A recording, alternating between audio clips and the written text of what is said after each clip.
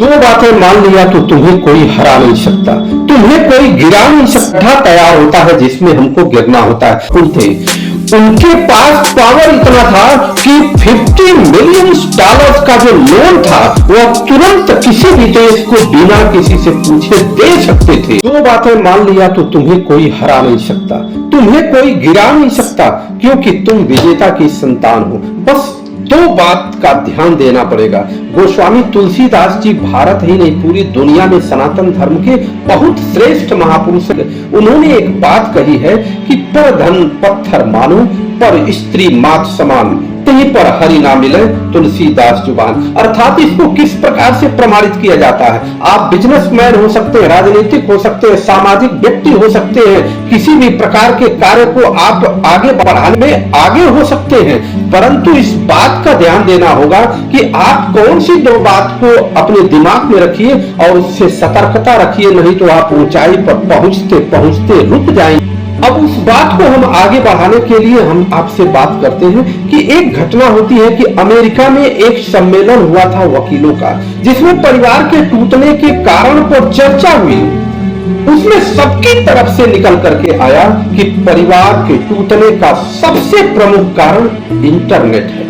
Internet पर जो friendship चल रही है, इंटरनेट पर जो मित्रता है, इसी के कारण परिवार ज्यादा से ज्यादा खंडित हो रहे हैं, डाइवोर्स के मामले ज्यादा से ज्यादा आ रहे हैं, जो व्यक्ति को बहुत नुकसान पहुंचा रहा है।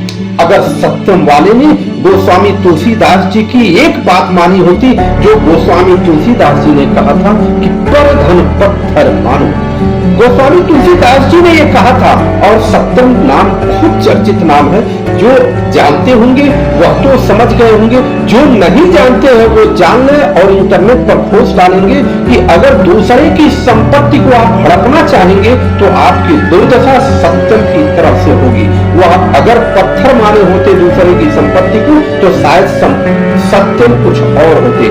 सहारा के बारे में तो पूरी दुनिया जानती है। सहारा ने अगर पूरे भारत के या पूरी दुनिया के लोगों के द्वारा निवेश किए गए पैसे को 10 लौटा दिया होता तो आज सहारा जिंदा होती, सहारा की स्थिति कुछ और होती और सम्मानित ढंग से होते अगर वह मानते कि पर धन पत्थर मानो। वही बात किंग फिशर वाले को देश छोड़ करके भागना पड़ा, उसने यही बात नहीं मानी। ऐसे बहुत सारे उदाहरण हैं कि जो भारत ही नहीं पूरी दुनिया के लिए हैं, कि बहुत सारे उदाहरण ऐसे बहुत सारे उदाहरण हैं जो पूरी दुनिया में आपको देखने को मिलेगा कि जब हम दूसरे की संपत्ति को हड़पना चाहते हैं, दूसरे की संपत्ति पर बुरी नजर रखते हैं, तो हमारे लिए कभी न कभी एक गड्ढा तैयार होता है जिसमें हमको गिरना होता है। अब आपसे बात करते हैं कि पर स्त्री मात समान, इसका क्या अर्थ है? हम छोटे मोटे उदाहरण की बात नहीं कर रहे हैं, छोटे छोटे उदाहरण तो बहुत मिलेंगे आपको, परंतु एक बहुत बड़ा उदाहरण कह रहे हैं कि IMF के प्रेसिडेंट अर्थात इंटरनेशनल मॉनिटरिंग फंड के चेयरमैन प्रेसिडेंट DSK, जो बहुत चर्चित नाम, जो DSK के रूप में जाने जाते थे, उनका बहुत चर्चा है। जो लोग जानते होंगे वो जानेंगे, जो नहीं जानते होंगे वो समझ लीजिए। जिनका पावर इतना था, केवल पावर आपको समझना है कितने बड़े पावरफुल थे। उनके पास पावर इतना था कि $50 मिलियन का जो लोन था वह तुरंत किसी भी देश को बिना किसी से पूछे दे सकते थे, बिना परमिशन के दे सकते थे। उनकी स्थिति यह थी कि दिन भर भारत ही नहीं, दिन भर दुनिया के बहुत सारे प्रेसिडेंट फोन करके उनकी सिफारिश में लगे रहते थे। उनका सचिव सेक्रेटरी प्रेसिडेंट के फोन को होल्ड रखता था कि अभी आप व्यस्त हैं, अभी साहब व्यस्त हैं, अभी थोड़ी देर इंतजार करिए। ऐसे महान व्यक्ति की गिरावट कैसे और कब आई? अब उनका जब सर्वे हुआ, फ्रांस के वो राष्ट्रपति होने वाले थे, जब फ्रांस में सर्वे हुआ तो इस सर्वे में देखा गया कि पूरी फ्रांस की जनता यह चाहती है कि वही हमारे यहाँ के राष्ट्रपति बने, और काम आगे बढ़ ही गया।